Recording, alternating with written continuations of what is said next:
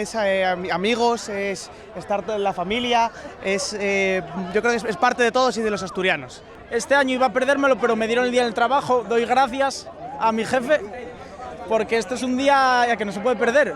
Muy bueno, como siempre.